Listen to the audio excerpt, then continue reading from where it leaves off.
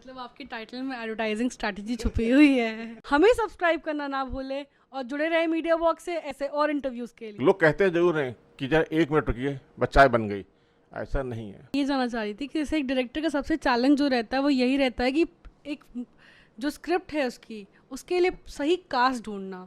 तो ये कैसी जर्नी थी आपकी? कास्ट आपको कितने मतलब मुश्किल से मिला या आसानी से मिला? अपने जर्नी के बारे में कुछ यानी दर्शक से हम बोल रहे हैं, हीरोइन से नहीं बोल रहे, हीरो बोल रहा होगा मन में, मगर हम दर्शक से बोल रहे हैं कि करीब आओ, हमारे हमारे फैसला फिल्म से, हमारे आर्टिस्ट से, हमारे कॉन्सेप्ट।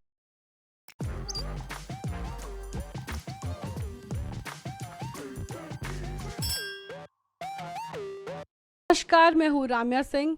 आज हम हैं ऐसे कलाकार के साथ जिनका एक्टिंग में भी हाथ है, जिनका डायरेक्शन में भी हाथ है। पूरे लखनऊ में इनके काम का बोलबाला है। इन्होंने बहुत से लोगों को मंच दिया है, बहुत से कलाकारों को इन्होंने मंच दिया है।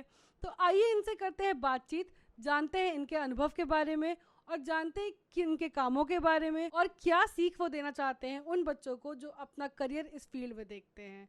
तो आइए बात करते हैं सर से। वैसे तो ये पूछना गलत होगा, पर सर अपने बारे में कुछ बताएं। भाई मेरा नाम राजीव प्रकाश है, जैसा कि आपने बताया। बात आती है हमारे 80s की। 80s में हमें रंगमंच का थोड़ा शौक लगा, दोस्ती यारों के साथ हम रंगमंच पे नाटक वाटक करते रहे। 84 में हमने BNA ज्वाइन किया। 4 महीने ज्वाइन करने के बाद ही जो है हमारा एडमिशन का सिलेक्शन हो गया स्टेट बैंक में। स्टेट बैंक बेटर था। हमने कहा अगर शौक है, प्रतिभा है तो अपना चलती रहेगी, तो हमने बैंक ज्वाइन कर लिया। मगर नाटक का दौर चलता रहा। इस दौरान 1991 में हमने एक अपनी संस्था बनाई, फेस्का करके, friends education social and cultural association. उसके माध्यम से हमने बहुत से कलाकार इस रंगमंच में और थिएटर को, सिनेमा जगत को दिए। हमने कई फैशन शो कराए, डांस कंपटीशन कराया, सिंगिंग कंपटीशन कराया। जितने भी रियलिटी शो हुए जो आज OTT पे आ रहे हैं या केबल चैनल पे आ रहे हैं, इनसे 4 साल पहले सारे कॉन्सेप्ट हम कर चुके हैं। बस यही थी, शुरुआत थी। लोगों का उत्साह मिलता गया, प्यार मिलता गया। Friends education social and cultural association जो थी वो फेस्का बन के रह गई। तब से फेस्का लखनऊ और राजीव प्रकाश दोनों एक दूसरे के पर्याय बन गए। सर हाल ही में आपके 2 शॉर्ट फिल्म्स आए हैं, जिसमें से पहली है एक आहट। तो बहुत ही सेंसिटिव टॉपिक है ये जो आपने लिखा है जिस पे। तो क्या इंस्पिरेशन था? देखिए, आज के समाज में बहुत सी बुराइयां फैलती जा रही हैं। सबसे बड़ी बुराई थी कि पहले तो संयुक्त परिवार रहते थे, संयुक्त परिवार से एकल परिवार हुए। एकल परिवार में जो माँ बाप की अभिलाषाएं थीं कि बच्चा मेरा डॉक्टर बने, इंजीनियर बने, उसके लिए हमें कुछ भी करना पड़े, PPF से लोन लेना पड़े, जितने भी लोन ऑप्शंस हैं सब लेके बच्चे के कैरियर बनना है, उन्होंने किया। बच्चे ने भी उसका भरपूर फ़ायदा उठाया। अब फ़ायदा उठाने की बात करेंगे, क्योंकि वो बाहर गया, अपने शहर से बाहर गया, पढ़ा, उसके बाद अगले शहर में नौकरी की, परिवार छूटता गया, माँ बाप यहाँ अकेले रहने लगे। जब ज़रूरत पड़ी माँ बाप को, तब उसने मना कर दिया और कहता क्या है कि आपने जो पैसा मेरी पढ़ाई में लिखाया है, उसको मकान जो है उसको बेच दीजिए और वो कर्ज चुकता कर दीजिए, मेरा पीछा छोड़िए, मैंने शादी कर ली है, अब मैं लखनऊ आने वाला या आपके शहर में आने वाला नहीं हूँ। तो ऐसी स्थिति में वो माँ बाप जो घंटों फ़ोन का इंतज़ार करते थे कि बेटा मेरा रोज़ शाम को फ़ोन करता था, धीरे धीरे वो भी बंद कर दिया। तो इन हालातों को देखते हुए कि कुछ ना कुछ सुधार होगा, क्योंकि आज के समाज में नारी सशक्तिकरण, नारी सुरक्षा की बात तो बहुत हो रही है, सरकारें भी कर रही हैं और हो भी रहा है, मगर वृद्ध जन की सुरक्षा के लिए हमने पेपर में पढ़ते हैं कि 4 दिन बाद जब लाश बदबू करने लगी तो मोहल्ले वाले बताते हैं कि यहाँ कुछ घटना घट गई, ये रास्ते में गिर गया, कोई उठाने वाला नहीं, तो या कोई राहगीर उनसे झपट्टा मार के मोबाइल छीन लेता, धक्का मार के पर्स छीन लेता है, घर में कूद जाता, उनको मारता, बंद कर देता, लूटपाट करता है। तो ऐसी संभावनाएं बढ़ती रही। तो सरकार को भी, हमारा भी फिल्म देने का संदेश यही है कि लोग देखेंगे। 8 फिल्में हमारे बनाने का प्लान है, अभी तो 2 बनाई हमने, 6 और भी हैं इन्हीं सब्जेक्ट पे, क्योंकि लोग देखेंगे। सरकार से भी हम यही आग्रह करेंगे कि इस पर भी, नागरिक सुरक्षा के लिए भी कुछ शाम को एक काउंटिंग हो उनकी कि भाई शहर में हैं, घर में हैं कि कहाँ चले गए। तो जब स्थितियाँ ऐसी रहेंगी तो थोड़ा सा उन पर भी ध्यान देने की ज़रूरत है। उन्हीं को ध्यान देने के परिप्रेक्ष्य में हमने ये फिल्में बनाई हैं। जैसे एक डायरेक्टर का सबसे चैलेंज जो रहता है वो यही रहता है कि एक जो स्क्रिप्ट है उसकी उसके लिए सही कास्ट ढूंढना। तो ये कैसी जर्नी थी आपकी? कास्ट आपको कितने मतलब मुश्किल से मिला या आसानी से मिला? अपने जर्नी के बारे में कुछ कुछ बताएं। देखिए, हमने हमारे जो गुरु थे जिनसे हमने कुछ सीखा सीखा तो है ही हमने। तो उनका ये कहना था कि अगर आपने कास्टिंग सही कर ली तो 50% आपकी जीत हो गई। कोई भाई भतीजावाद, कोई दोस्ती यारी नहीं, कास्टिंग तो कास्टिंग है।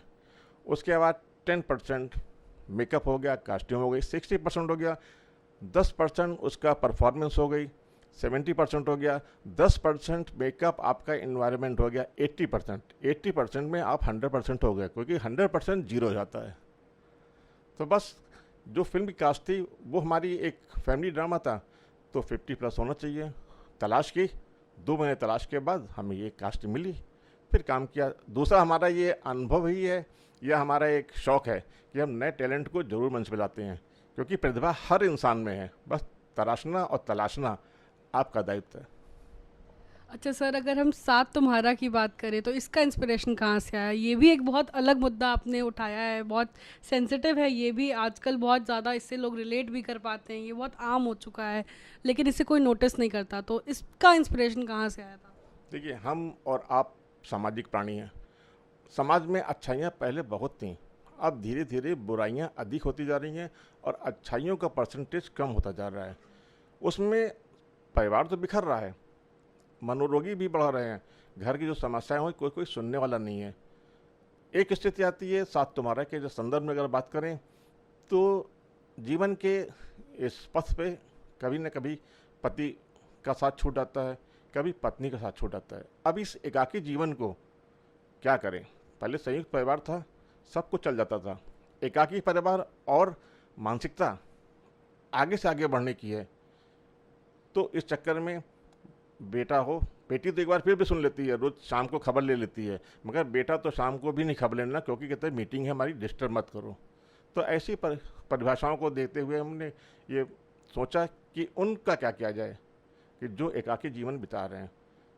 कहानी के परिदृश्य में अगर हम बात करें तो ये दोनों लोग पार्क में 4 साल से टहल रहे थे, मगर किसी ने एक दूसरे की, बस एक दूसरे से आते थे, देखते थे, बातचीत होती थी, मगर कभी ये कहने का हिम्मत नहीं जुटा पाए क्या साथ चल सकते हैं बचे हुई ज़िंदगी को। एक बार किसी ने हिम्मत की, अब हिम्मत किसने की ये फिल्म देख के पता चलेगा क्योंकि सब कुछ हम बता देंगे तो फिल्म कौन देखेगा। नहीं नहीं, बिल्कुल हम फिल्म देख के जानेंगे कि किसने इनिशिएशन किया। अच्छा, एक फिल्म मेकर, वो भी जब हम शहरों की बात करें तो लखनऊ एक बहुत बड़ा शहर नहीं है, बहुत इवॉल्व नहीं है। तो ये फिल्म मेकिंग लखनऊ में करने में कितनी आपको मुश्किलें आई, या फिर कैसा था आपका फिल्म मेकिंग का जर्नी लखनऊ में? देखिए, फिल्म मेकिंग और लखनऊ में, जैसे परिवार में अगर माँ बाप भाई बहन साथ दें तो बच्चे के कैरियर बन जाता है।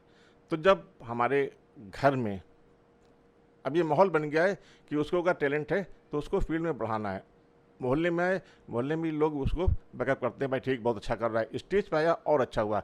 फिर जब आगे स्टेज पार कर लिया तो सरकार भी इस ओर बहुत ध्यान दे रही है।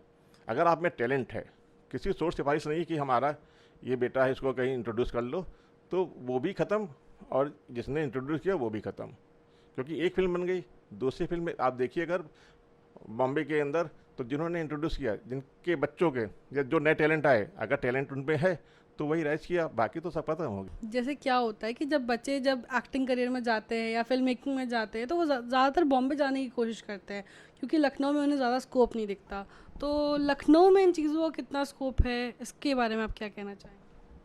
देखिए, बॉम्बे जाने की बात थी तो आज से 10 साल पहले तक तो हम मानते थे कि हाँ ठीक, लखनऊ में या और किसी शहर में कुछ नहीं रखा है, सिर्फ बॉम्बे जाने ही जाना है। मगर अब ऐसा नहीं है। अब तो लखनऊ में एक फिल्म सिटी बनने का निर्माण हो रहा है।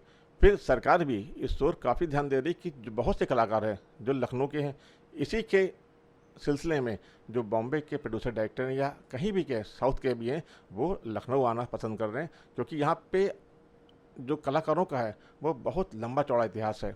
कई फिल्मों में उन्होंने काम किया, तो कलाकार भी मिल जाते हैं और जो लोकेशंस हैं वो भी अच्छी मिल जाती हैं।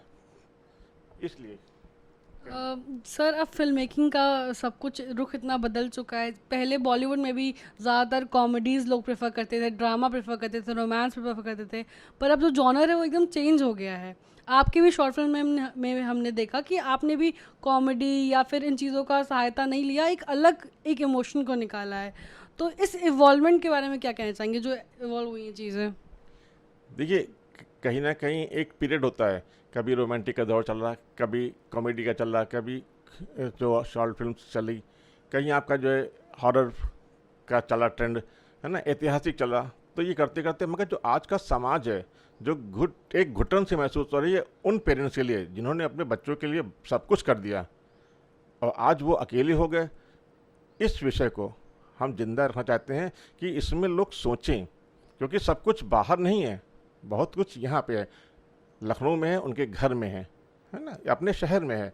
तो आप देखिए, समझें, उसको सुधारें और साथ रहने की जो संस्कृति, भारतीय संस्कृति है, संयुक्त परिवार की जो पद्धति है ना, उसको जो है लागू करें। बहुत और जो सर आजकल के बच्चे हैं जो इस फील्ड में आना चाहते हैं, उनके लिए आपके पास क्या, आप उनको क्या सीख देना चाहते हैं अपने एक्सपीरियंस से? जो बच्चे आना चाहते हैं उसमें कई तरह के बच्चे हैं। हमारा जो एक्सपीरियंस है कि जब हम कभी प्ले करते थे, उनसे पूछा कि नाटक करोगे, कहीं सर हमारा शूट लगा हुआ है, शूट में वो भीड़ में खड़े हैं, तो जीवन भर भीड़ में खड़े रहेंगे, कुछ नहीं होने वाला। तो पहले अपने को पहचानें, उस पर रियाज करें, प्रैक्टिस करें। प्रैक्टिस हर कलाकार करता है, चाहे जितना बड़ा पहुंच जाए, किसी भी स्तर पे हो, अंतर्राष्ट्रीय स्तर पे भी वो भी रियाज करता है।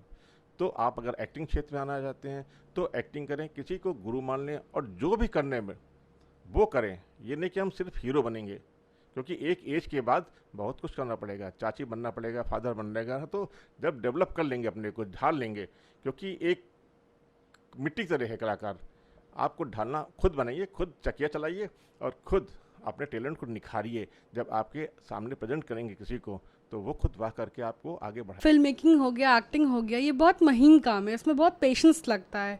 लेकिन जो आजकल के बच्चे वो काफ़ी इम्पेशेंट है, उन्हें बहुत कम टाइम में बहुत कुछ चाहिए होता है। तो उनको आप क्या सलाह या सीख देना चाहेंगे? भाई, पेशेंस की बात है तो पेशेंस रखना पड़ेगा, क्योंकि जो काम बनता है, घर में कुछ चाय बनाइए तो चाय बनाने में भी 4-5 मिनट लगते हैं। लोग कहते ज़रूर हैं कि जरा 1 मिनट रुकिए बस चाय बन गई, ऐसा नहीं है। तो फिल्म में भी ऐसा ही भी है कि फिल्म जो बनती है कम से कम 6 महीने तो लगते हैं। फिर कलाकार को टाइम देना पड़ेगा, रियाज करना पड़ेगा, प्रैक्टिस करनी पड़ेगी। दूसरी बात है कि पंक्चुअलिटी, अगर आप पंक्चुअलिटी अपने जीवन में लाते हैं तो बहुत कुछ हो जाएगा। सफलता की एक कुंजी है पंक्चुअलिटी। सर आपका जो एल्बम है वो आपके फिल्मों से एकदम विपरीत है, वो रोमांस जॉनर का है, तो उसके बारे में आप क्या कहेंगे? उसका कैसे स्टार्ट हुआ, उसके बारे में कैसे सोचा? देखिए, जैसे खाना खाइए, चाहे वेज खाइए चाहे नॉन वेज खाइए, तो कुछ तड़का तो चाहिए। और अगर हम हमेशा जो है समाज की बात करते रहेंगे, तो जैसे ही हमारा नाम आएगा तो दर्शक कहेगा अरे ये तो फिर आगे रोना गाना लेके। तो फिर गाना भी चाहिए, गाना उस यूथ के चाहिए जो अपना भविष्य संवार रहा है कि हम आगे बन के कुछ करेंगे। क्योंकि जो फिल्म देखेंगे तो वो काश हम भी यहाँ पे होते, हम भी, लड़की देखेगी वो बोली हम भी हीरोइन होते। तो वो अगर हमारे संपर्क में आती है, टैलेंट है, नहीं टैलेंट है कोई बात नहीं, हम निखारेंगे। और ऐसा भी हमारे गाने देखिए, करीब आओ, प्यार आ रहा है, 2 गाने हमने किए। हमारे डायरेक्शन में ऐसा कुछ नहीं है, मगर बहुत कुछ है समझना, क्योंकि एक नरेशन चलता है, कहानी चलती है। अगर हम आपसे बात कर रहे हैं तो आपके भी दिमाग में कुछ चल रहा, हमारे दिमाग में चल रहा है। तो हम जब लोकेशन चल रहे हैं तो हर आर्टिस्ट के दिमाग में कुछ ना कुछ चलता है, मगर सबको एक गुलदस्ते में सजाना एक डायरेक्टर काम होता है। वही करने का प्रयास करते हैं। अब कितना सफल करते हैं, कितना सफल होते हैं, ये तो हमारा दर्शक बताएगा ना। आपके गाने को तो काफ़ी प्यार मिला है, काफ़ी लोगों ने पसंद किया है। हाँ, क्योंकि टाइटल से हमारे गाने को रिलेट करें तो करीब आओ, यानी दर्शक से हम बोल रहे हैं, हीरोइन से नहीं बोल रहे, हीरो बोल रहा होगा मन में, मगर हम दर्शक से बोल रहे हैं कि करीब आओ, हमारे फैसला फिल्म से, हमारे आर्टिस्ट से, हमारे कॉन्सेप्ट से। मतलब आपकी टाइटल में एडवर्टाइजिंग स्ट्रैटेजी छुपी हुई है। नहीं, जो हमने कहा है उस पर हम जोर देते हैं। जैसे प्यार आ रहा है, तो प्यार आ रहा है वो हीरो हीरोइन के लिए अपनी सोच है, हमारी सोच है कि हमारे दर्शकों से प्यार आ रहा है और हम आपके करीब आ रहे हैं, इसलिए अगला करीब आओ। तो ये सब थोड़ा सा एक हमारी सोच है कि कहीं ना कहीं इंटरेस्टिंग अपने टॉपिक को, अपने ऑडियंस को बनाएं, जोड़े रखें। इसी के साथ बातचीत का सिलसिला हुआ ख़त्म। सर के शॉर्ट फिल्म्स और गानों का लिंक हमने डिस्क्रिप्शन में डाल दिया है, उसको ज़रूर देखें। सर के चैनल को सब्सक्राइब करें, हमें सब्सक्राइब करना ना भूलें और जुड़े रहें मीडिया वॉक से ऐसे और इंटरव्यूज़ के लिए।